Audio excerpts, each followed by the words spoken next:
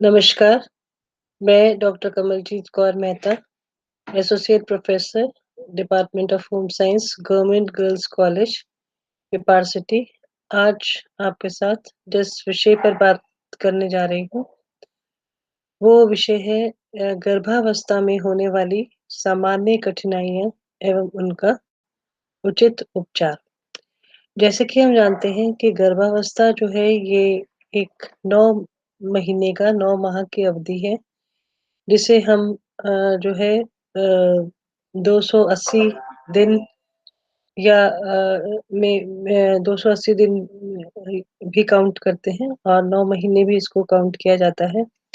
इस अवस्था में गर्भवती स्त्री को कई तरह की कठिनाइयाँ आती हैं। कुछ कठिनाइयाँ जो हैं वो सामान्य होती हैं क्योंकि गर्भाधान जो है ये एक स्वाभाविक शारीरिक प्रक्रिया है।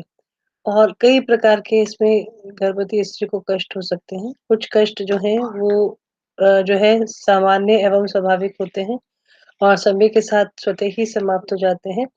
और कुछ कष्ट लेकिन ऐसे भी होते हैं जो गर्भवती स्त्री एवं उसके जो है भ्रूण है उसके लिए भी घातक हो सकते हैं। तो ये जो अवस्था होती है, इस अवस्था में गर्भवती स्त्री की विशेष देखभाल एवं परिचर्या की आवश्यकता होती है। यूँ तो कई सारी जो है सामान्य कठिनाइयाँ हैं। हम इसमें जो है टोटल मिलाकर 11 कठिनाइयों की बात करेंगे। ये जो 11 सामान्य जो कंप्लेंट्स होती हैं प्रेगनेंसी की, जिसमें से 6 जो हैं वो हम भाग 1 में बात करेंगे और भाग 2 जो रहेगा उसमें हम बाकी की जो 5 सामान्य प्रॉब्लम्स हैं, जो कॉमन प्रॉब्लम्स हैं प्रेगनेंसी की उसके बारे में बात करेंगे। तो सबसे पहले हम बात करते हैं प्रातः वमन या जी मिचलाना। इसमें क्या होता है कि इसके जो लक्षण अगर देखा जाए तो गर्भावस्था के दौरान अधिकांश स्त्रियों को सुबह उठने के बाद में जी मिचलाने लगता है, घबराहट सी होती है, कभी-कभी उल्टी भी आ जाती है।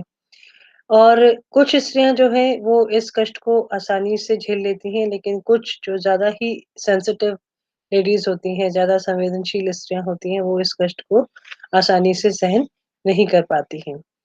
कारण की अगर बात देखें तो गर्भावस्था के दौरान शरीर में हार्मोन परिवर्तन जो है वो इसका मुख्य कारण है। जैसे कि हम पहले भी बात कर चुके हैं कि हार्मोन्स जो हैं उनका स्तर जो है वो रक्त में बढ़ जाता है और मुख्यतः 2 हार्मोन्स की हम बात करते हैं जो रिप्रोडक्टिव हार्मोन्स हैं स्त्री के शरीर में। एक तो होता है एस्ट्रोजन और एक प्रोजेस्टेरोन।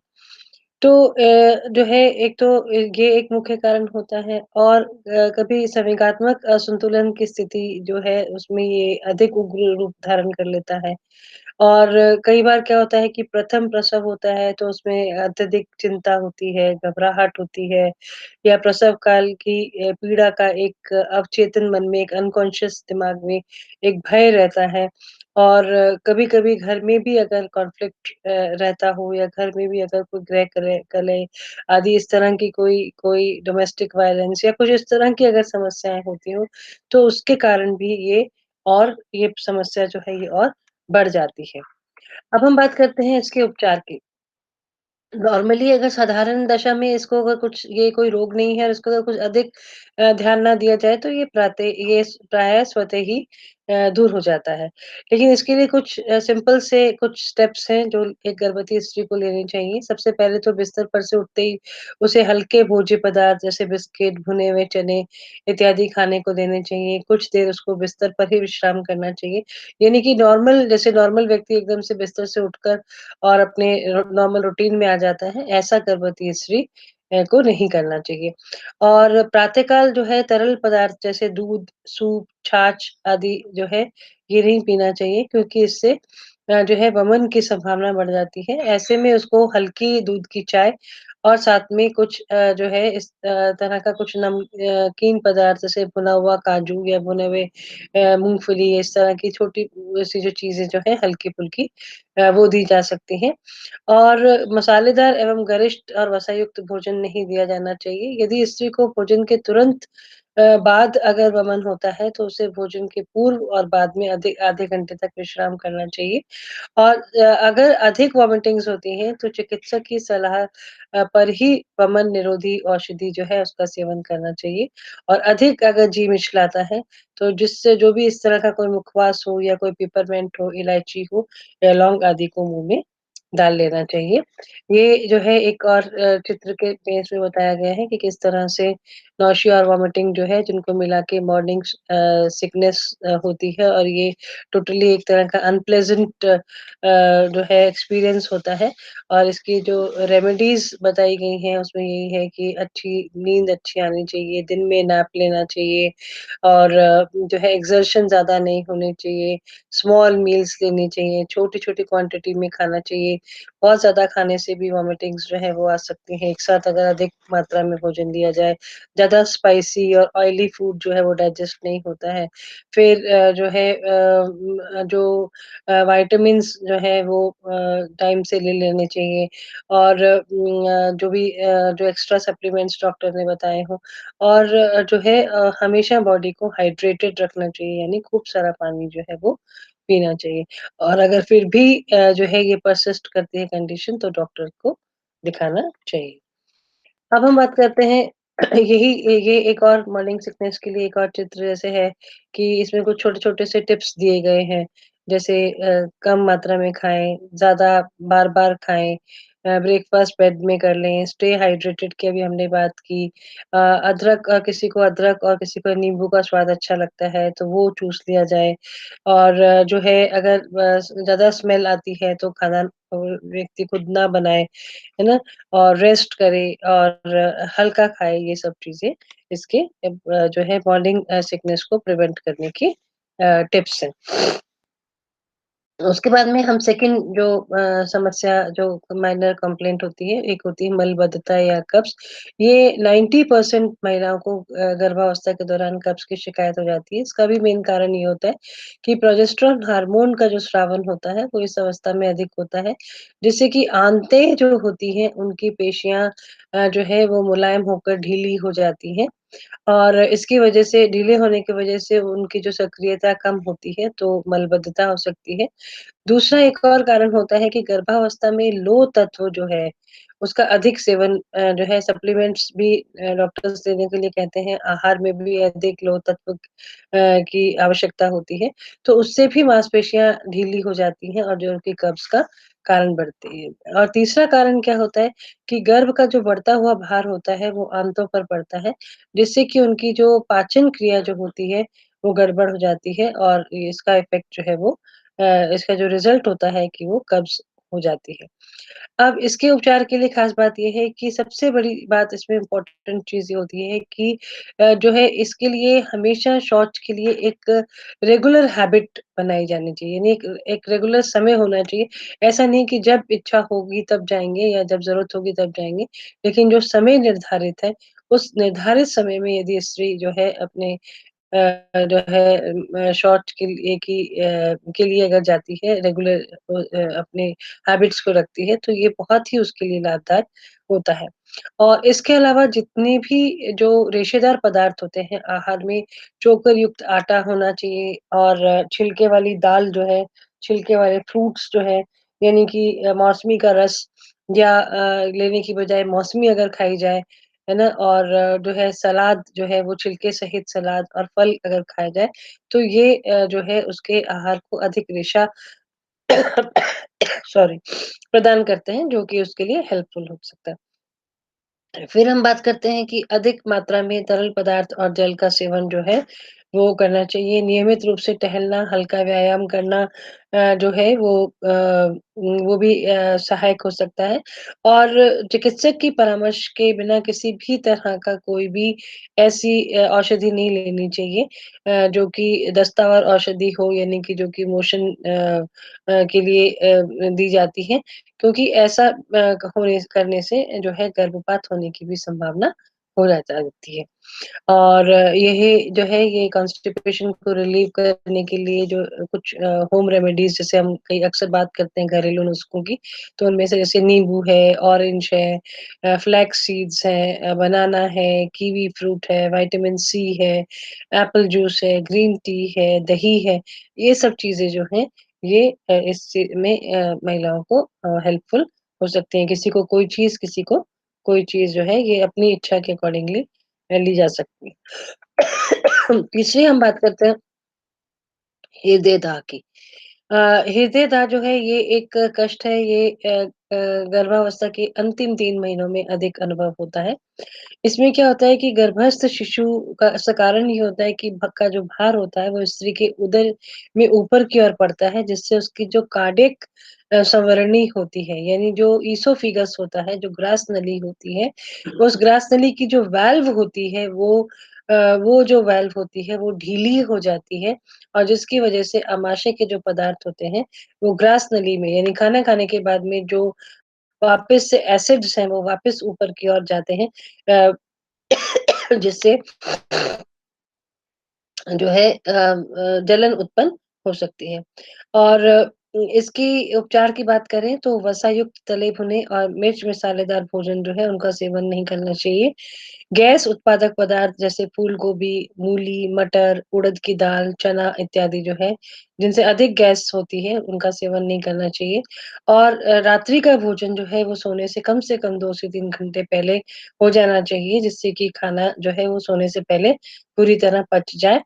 और फल और सलाद का प्रयोग जो है, वो भी पर्याप्त मात्रा में करना चाहिए। और इसके लिए भी जो है, इसमें एक तरफ यहाँ कारण कॉजेज़ बताए हैं, जैसे मैंने आपको बताया हार्मोन्स की वज़ह से जो है गैस्ट्रिक प्रॉब्लम हो जाती है। फूड हैबिट्स अच्छी नहीं है, अगर आप बहुत ज़्यादा अगर आप इस तरह का जो जिसको हम कहते हैं स्टार्ची फूड है या फास्ट फूड अगर आप ज़्यादा खाते हैं, तो उसकी वज़ह से भी ये प्रॉब्लम होती है। जैसे जो मैंने अभी आपको कार्डियक स्फिंक्टर की बात की, तो उस कार्डियक स्फिंक्टर में जैसे आप ये देखिए कि ये इसमें जो है यहाँ की एक वाल्व होता है, एक वाल्व ये ऊपर की ओर होता है जो कि यहाँ ऊपर जाता है फूड पाइप में, ये यहाँ पर जो वाल्व होता है वो ढीला हो जाता है और फीटस का साइज़ बढ़ने लगता है, ऊपर की ओर फीटस खिसकता सकता है, उसकी वजह से लाइफ़स्टाइल अगर अनहेल्दी हो, तो ये भी एक कारण बनता है। और ये एक और देखिए इसमें भी किस तरह से हार्ट बर्न या हृदय-दाह को किस तरह से अवॉइड किया जा सकता है। जैसे फ्राइड फूड कम खाया जाए और जो है खाना खाने के बाद में ज़्यादा बेंडिंग या लेइंग जो है वो नहीं होना चाहिए और एंटासिड ऑप्शंस जो हैं उस वो आपको मालूम होने चाहिए कि कौन से एसिडिक फूड्स हैं, कौन से अनएसिडिक हैं। और कपड़े जो है वो लूज़ पहनने चाहिए, कई बार कपड़े टाइट जो है वो भी इफ़ेक्ट कर सकते हैं। तो कम मात्रा में स्मॉल पोर्शन में खाना लेना चाहिए और अपनी स्ट्रेस का ध्यान रखना चाहिए। अननेसेसरी आपको किसी तरह की कोई एंग्ज़ायटी, स्ट्रेस ना हो और फ्लूइड्स भी अच्छी मात्रा में लेने चाहिए। और ये भी एसिडिटी को दूर दो क्योंकि बेसिकली एसिडिटी ही इसका एक कारण होता है, तो वही चीज़ इसमें वापस रिपीट हो रही है, लेकिन ये और अच्छे तरीके से दिखाया गया है कि छोटे मील्स लें और एक छोटी-सी लेज़र वॉक मील के बाद में लेज़र वॉक का मतलब ये है कि आपको बहुत तेज़-तेज़ जो है वो ब्रिस्क वॉक नहीं करना है, लेकिन हल्का-सा टहलना जो है वो इफ़ेक्टिव होता है। फिर स्पाइसी फैटी फूड्स नहीं लेने हैं। ग्लास ऑफ मिल्क जो है वो इफ़ेक्ट करता है, एसिड को कम करता है। और एकदम से खाना खाते ही नहीं सोना है। बनाना आप ट्राई कर सकते हैं, ढीले जो है वो कपड़े पहने और कोकोनट वाटर जो है वो भी इस नारियल का जो पानी होता है वो भी सिचुएशन में हेल्प कर सकता है। और फिर हम बात करते हैं अनिद्रा या नींद की कमी। ये कष्ट जो है ये भी गर्भावस्था के अंतिम 3 माह में अधिक होता है। इसका मुख्य कारण ये होता है कि गर्भवती स्त्री के पैरों व पिंडलों में ऐंठन, कमर व पीठ में दर्द और गर्भाशय बढ़ जाता है। पैरों और पिंडलियों में ऐंठन जो है वो रक्त जो है वो प्रॉपर सर्कुलेट नहीं कर पाता है, रक्त संचारण सही नहीं हो पाता है क्योंकि जो है और कमर और पीठ का दर्द जो है ये भी कारण बनता है निद्रा का। फिर जैसे-जैसे शिशु जो है उसमें विकसित होता जाता है, ग ग भ्रूण विकसित होता है तो उसकी हलचल जो है वो भी माँ की नींद में व्यवधान उत्पन्न कर सकती है। और इसके अलावा गर्भाशय में संकुचन जो है वो भी शुरू हो जाते हैं लास्ट के 2-3 महीनों में क्योंकि गर्भाशय जो है वो तैयारी करता है कि किस तरह से प्रसव के लिए जो है वो प्री प्रिपरेशन शुरू हो जाती है तो संकुचन कंट्रैक्शंस होने लगते हैं या ज़्यादा थकान अगर हो जाती है स्त्री को या चिंता अगर अधिक हो तो वो भी अनिद्रा का कारण बन सकती है। और इसके लिए उपचार है कि गर्भवती स्त्री को तनाव, चिंता और गृह कलेश से दूर रहना चाहिए। रात्रि का भोजन जो है वो आधा घंटा करने के बाद में आधा घंटा टहलना चाहिए, सोते समय ढीले वस्त्र पहनने चाहिए, हमेशा करवट से सोना चाहिए और थकान मिटाने के लिए बिस्तर पर पैरों को थोड़ा-सा ऊँचा किया जाए, तो जिससे कि पैरों और पिंडलियों में ऐंठन जो है उसमें भी आराम मिलता है और ज़्यादा अगर अत्यधिक कष्ट की अगर अवस्था हो तो जो नींद की गोली जो है, अगर उसका प्रयोग करने की आवश्यकता हो, तो वो चिकित्सक की सलाह के बिना नहीं की जानी चाहिए। ये देखिए जैसे ये फर्स्ट सेमेस्टर ये चित्र में बहुत अच्छे से दर्शाया गया है कि पहला जो सेमेस्टर है इसमें जो पहले ट्राइमेस्टर जो है सॉरी इसमें जो है ये 3 महीने का ये जो ट्राइमेस्टर होता है, फर्स्ट 3 मंथ्स को फर्स्ट ट्राइमेस्टर कहते हैं। इसमें ज़्यादा स्लीपीनेस और ड्राउज़ीनेस रहती है और जो है क्योंकि जैसे मैंने आपको पहले भी बताया था कि बॉडी जो है वो जो चेंजेज़ हो रहे हैं उसके साथ में एडजस्ट करती है तो नींद अधिक आती है। और सेकंड जो है इसमें ट्राइमेस्टर में फिर थोड़ी-सी स्लीप इम्प्रूव होती है, लेकिन थर्ड ट्राइमेस्टर में जो है स्लीप वो क्योंकि अब उसके अंदर जो है उसके जो भ्रूण है, उसकी हलचल है, उसको भी अगर प्रसव की चिंता हो या जो है या बढ़ता हुआ जो भार है उसका अपना, वो भी उसको जो है परेशान कर सकता है, तो जिसकी वजह से उसको नींद में प्रॉब्लम आती है या नींद में चेंजेस आने लगते हैं। और फिर हम बात करते हैं बवासीर की, कि बवासीर जो है ये भी एक कष्ट है जो अत्यधिक अधिकांशतः कब्ज़ की शिकायत होने से होता है और इसमें क्या है कि जो है मल द्वार की जो कारण इसका ये होता है कि मल द्वार की जो शिराएँ होती हैं, वो फूल कर मोटी हो जाती हैं और शुष्क मल के निष्कासन से। जैसे कि मैंने आपको बताया कि अधिकतर महिलाओं को गर्भवती स्त्रियों को कॉन्स्टिपेशन या कब्ज़ होता है, तो उसकी वजह से क्या होता है कि जो मल द्वार की जो शिराएँ होती हैं, वो फूल जाती हैं और क्योंकि शुष्क मल जो है वो निष्कासित होता है, तो ये शिराएँ जो है वो फटती हैं और उससे रक्तस्राव होने लगता है। और ये कष्ट जो है वो उसको सहनीय नहीं होता है और उसका उपचार ये है कि सबसे पहली बात तो ये कि कब्ज़ की स्थिति ही उत्पन्न ना हो, तो इसके लिए जो है रेशेदार पदार्थों को आहार में इंक्लूड करना चाहिए। अधिक तरल पदार्थ व गर्म दूध का सेवन करना चाहिए। घाव पर मलहम या पाउडर का प्रयोग भी किया जा सकता है और दर्द निवारक दवाओं का भी प्रयोग डॉक्टर की सलाह से किया जा सकता है।